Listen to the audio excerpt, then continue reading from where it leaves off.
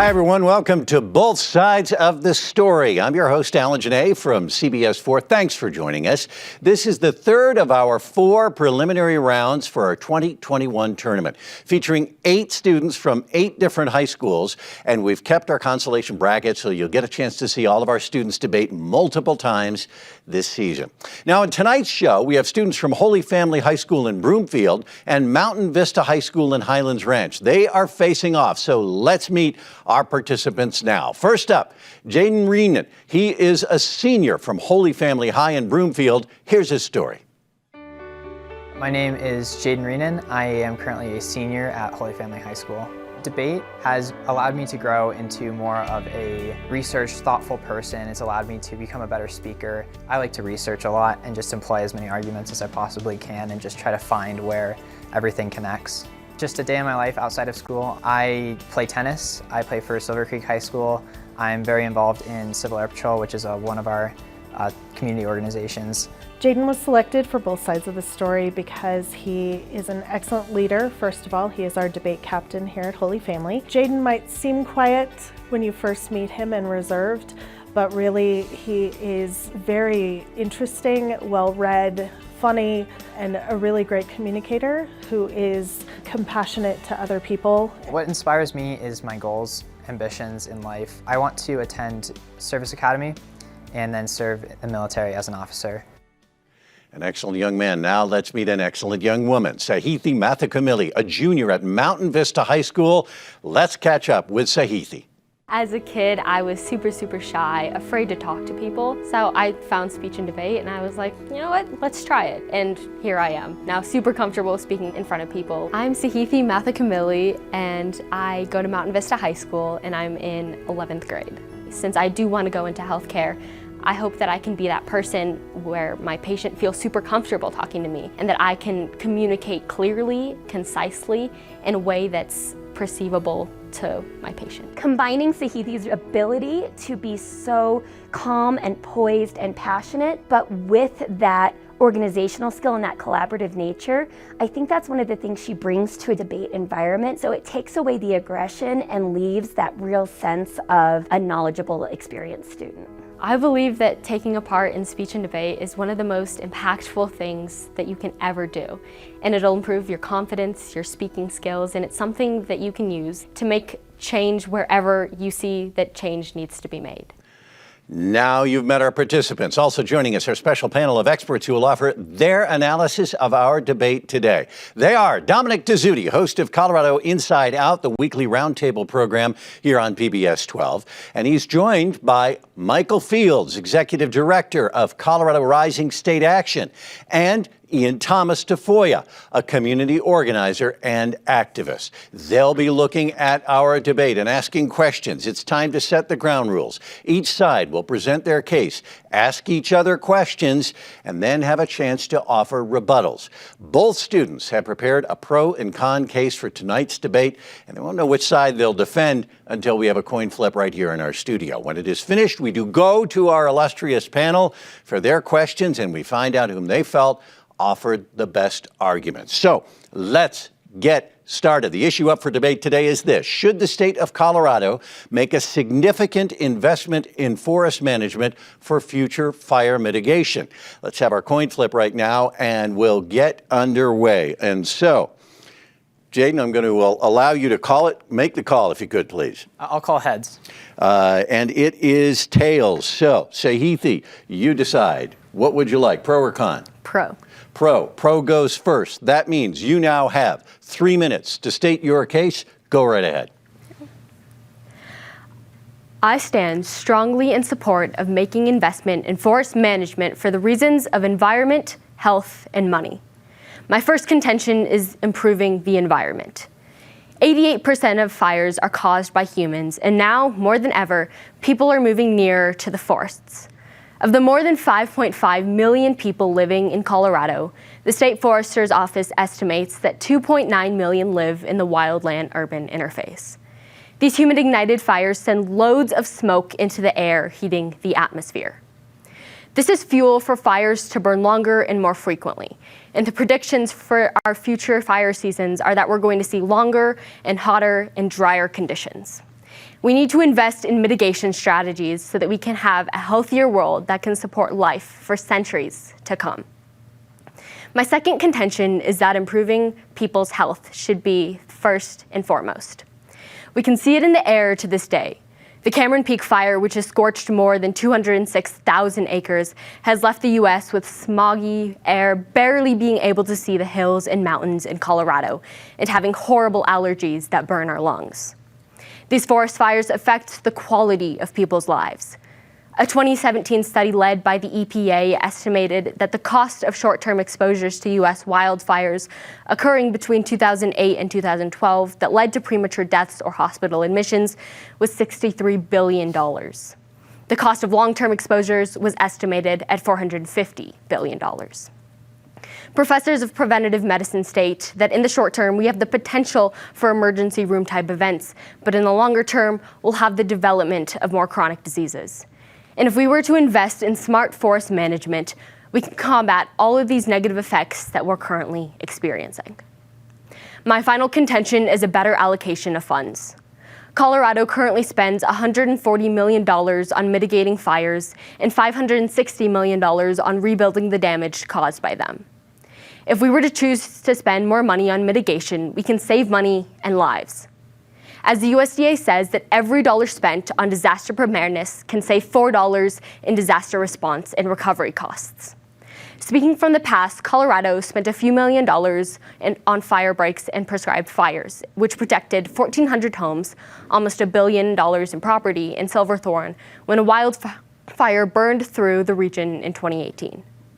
Since federal taxpayer dollars go towards National Forest Health, helping the fire department, and handling additional damage, investing in significant forest resources and mitigation strategies will help the state save money and allow taxpayer money to go to other areas of improvement. We should choose to invest our money in a smarter fashion, and this resolution provides us with the opportunity to spend less and spend smart. We should be proactive in forest management instead of reactive, and we should choose to invest in our forests for future safety. Thank you. Thank you very much, Sahithi. All right, Jayden, now you have 2 minutes for questions and cross-examination. Go right ahead. Thank you so much. First, I would like to start, what would management, just forest management in general, look like? We would focus on the density of our forests and making sure that that is at a rate which can be maintained and does not cause fires to spread rapidly and cause destruction to property and people's homes. Thank you. Do you have an example of how we would reduce the density in a forest or keep it at a good level? Yes, we can focus on the most fire-resistant trees and make sure that they're spread out evenly, and making sure that they have they're placed in strategic areas to make sure that the forest fires spread and they're contained and they don't spread uncontrolled. And then do you have any rough estimate of how much this could cost? It's estimating about a couple $1 million. I don't have the exact numbers, but if we were to put this resolution into place, we could run the numbers and we could finance that. Okay, and then I want to move on to your first contention, that about the environment. Yes. You talk a lot about WUI development in the urban interface. How will an investment in forest management solve that problem? Well, if we were to invest in forest management, we can make sure that the fires that we do have don't start at such rapid rates, and they aren't as big as we're now seeing. As of right now, we have really, really big fires that are causing lots of pollution to be released, and if we were to invest in forest mitigation strategies, we can make sure that they are controlled, and that would lead to less pollutants being released in our atmospheres. All right, Jayden, thank you very much. We'll have to wrap up the questions there. I'm going to give you 3 minutes now. The floor is yours to make your case in the negative. Go right ahead. I negate the resolution. The state of Colorado should make a significant investment in forest management for future fire mitigation. Forest fires are a growing issue for residents and public officials in the state of Colorado, but a significant investment in forest management is completely unnecessary in order to achieve sustainable mitigation of future fires. What we are going to find is a state investment harms Coloradans in 2 ways. First, it will create a financial burden on the public, as we will be putting state dollars into a program that may or may not achieve the goals of the resolution. And second, it will do so unnecessarily, as the same positive results can be achieved through other methods that do not require significant state funding. This resolution gives no indication of what forest management would entail, simply referencing the large amount of state money that would be put into the program. A major problem when looking at forestry is the ambiguity by which forest management is planned and implemented. For example, prescribed burning is a means of management that can cost an average of $125 an acre, while full forest restoration can cost around $700 an acre, according to the Symposium on Fire Economics and U.S. Department of Agriculture, respectively. This variability in price and purpose complicates the idea of mitigating fires through investment alone, and may in fact lead to more problems in the future. Another important issue is the cost of management implementation, and the sheer amount of land that requires work. The Collaborative Forest Restoration Institute has planned to work on 1.5 million acres of Colorado forest, which could cost upwards of billions of dollars.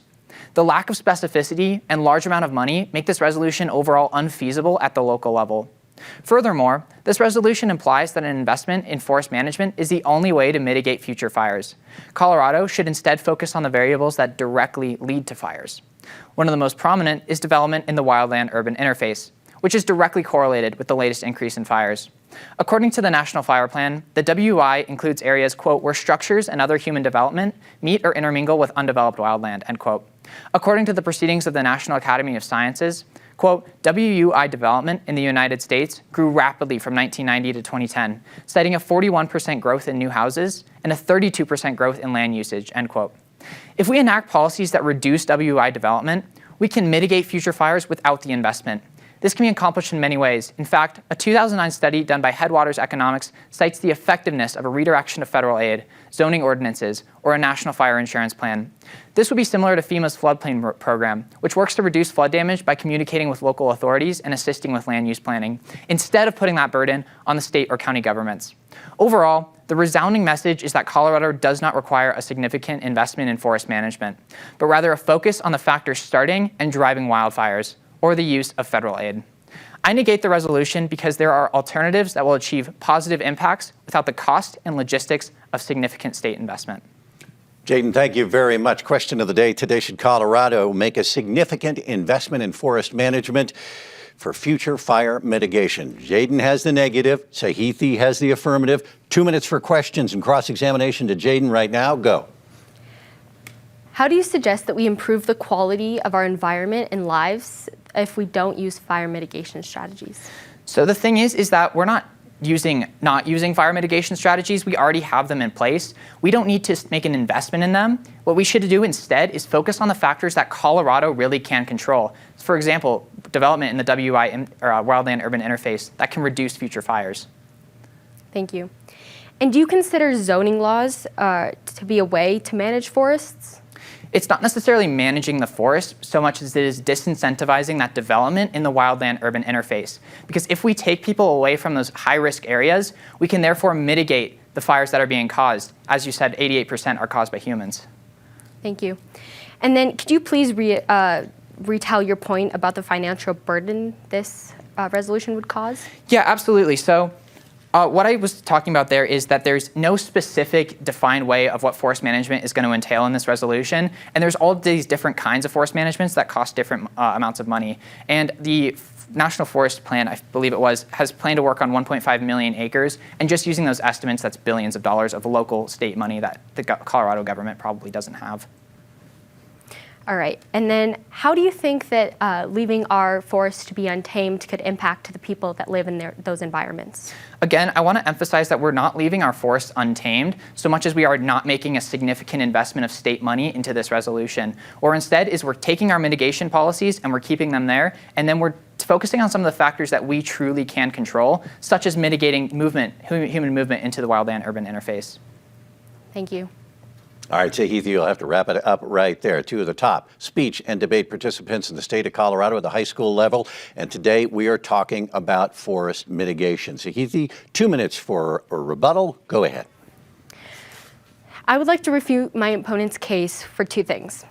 First, my opponent mentioned that our forests are not untamed and that we do currently have things in place that make our forests have some sort of control on the fires that do take place. Now, I would like to say that we have had past strategies that have been implemented that have failed. as we can see that the largest fires have happened this year, and if we had successful mitigation strategies put in place before now, we would not have seen that large of fires or that much destruction over thousands and thousands and thousands of acres of land. My second point is that my opponent mentioned that it would be a financial burden to the people to fund these mitigation efforts. And what I said in my case was that taxpayer dollars currently go towards rebuilding property that have been destroyed by fires that have wrecked people's homes and open land. Now, taxpayer dollars in this case, if we are to not take any future efforts to mitigate forests and manage them, that means that taxpayer dollars will continue to go towards efforts that increasingly will destroy property, and we'll have to spend more money on rebuilding that property that has been damaged. Therefore, I think it is the best that we do invest in significant resources for forest management so that we taxpayers can save their money and go towards actually improving the community instead of trying to rebuild what has been broken and broken over and over again because of these forest fires. Thank you.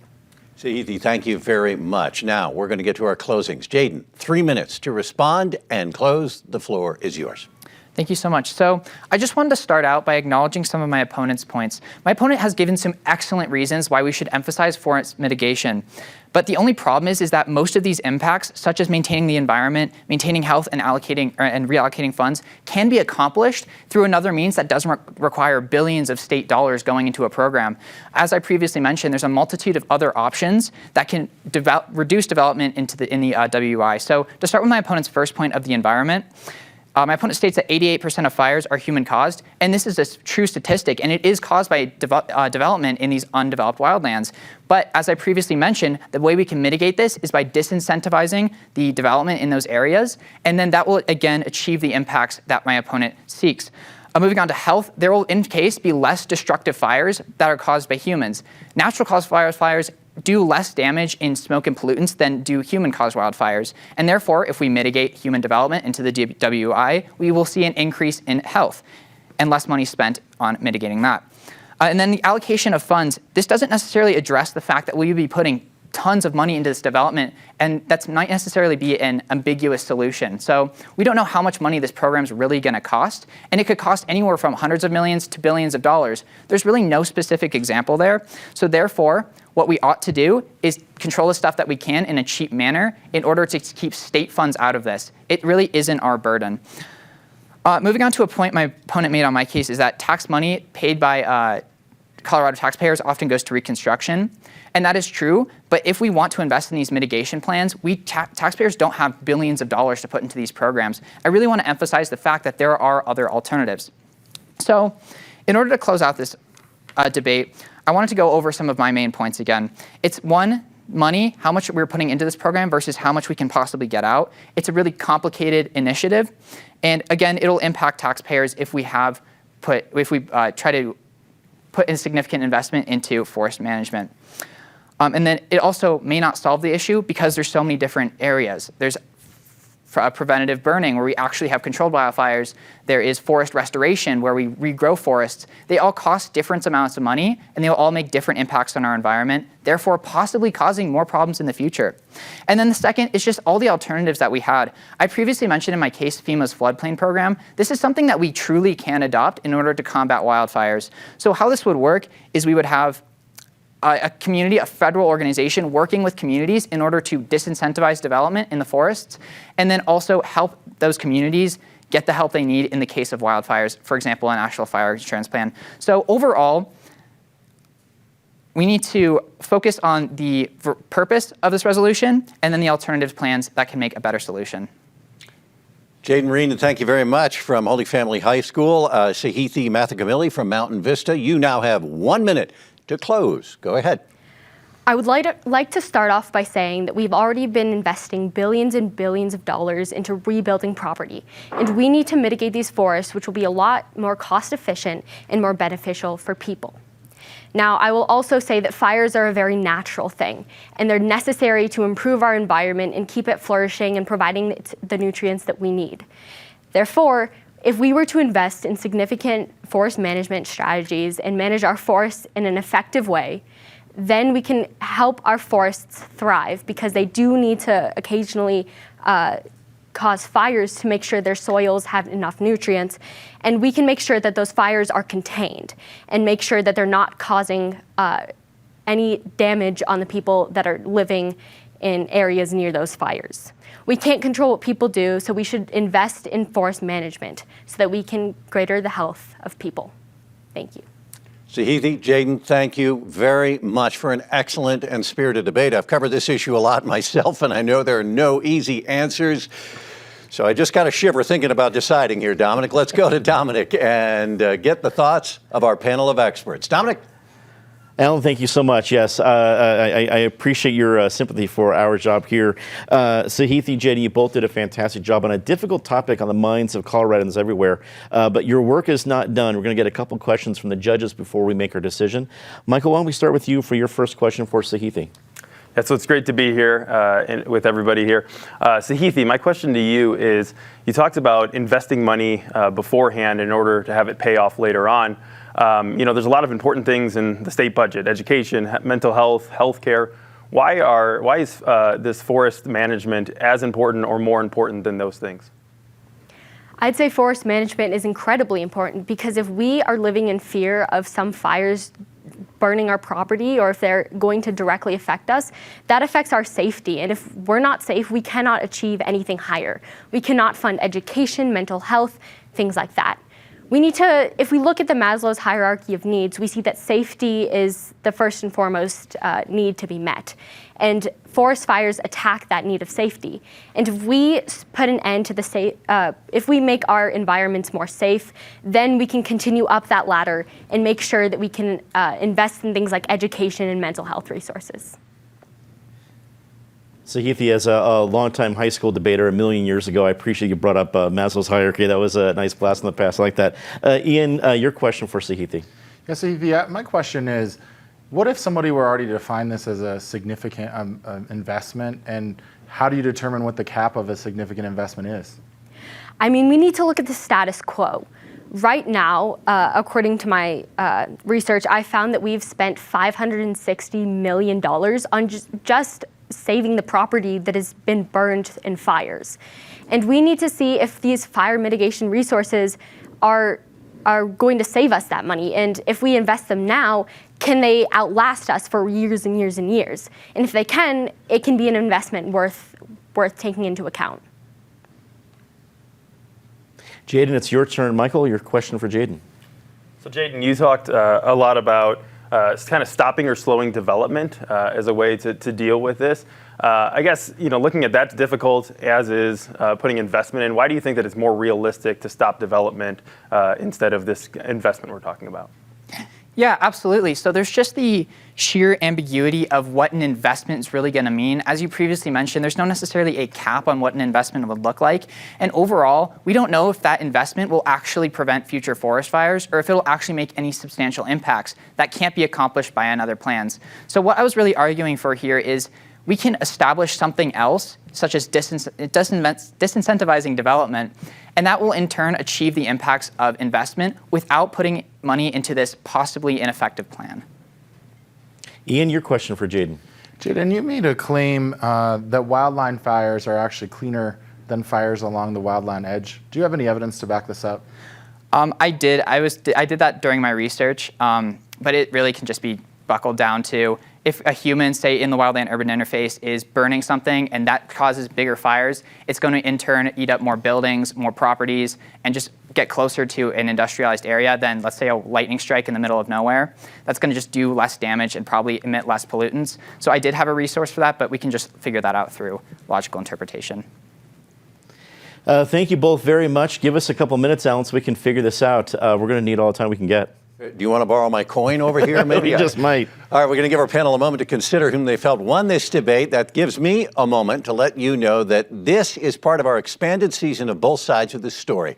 Our 2021 tournament will feature 12 total debates, including a full consolation bracket, so you'll get a chance to see all of our students debate multiple times this fall.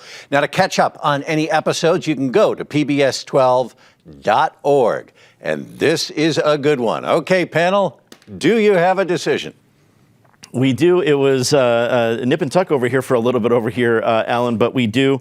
We want to first of all make sure both you, Jayden and Sahithi, you tackled a very difficult topic that's on the minds of really Coloradans everywhere. So both of you did a great job, but our job is to pick a winner so we can move on the process. Sahithi, we felt that both you had better arguments and that your cross-examination went really well, your answers to the different questions. So congratulations, you're moving on to the winner's bracket, and Jayden, we'll see you in our consolation bracket. All right, congratulations, Sahithi and Jayden. You both gave our viewers a wonderful debate, and you both should be very proud of the work that you've done on this complicated topic. Now, you'll go on, Sahithi, to compete against the winner from our first debate from Cherry Creek High School. And Jayden, we will be seeing you again in our consolation bracket, and I expect you might be moving up there too. That's all the time we have for our program tonight, and I want to thank our excellent students for accepting our challenge and for participating in our debate. I also want to thank our esteemed panel for sharing their thoughts. And finally, we want to thank you for tuning in. It is the support of viewers like you and our sponsors that helps to make this show a reality. You can catch up on past episodes of this program on pbs12.org. And you can catch me on CBS 4 for all the latest news and information impacting Colorado as well. For everybody here at PBS 12, I'm Alan Janae. Thanks for watching, and that is Both Sides of the Story.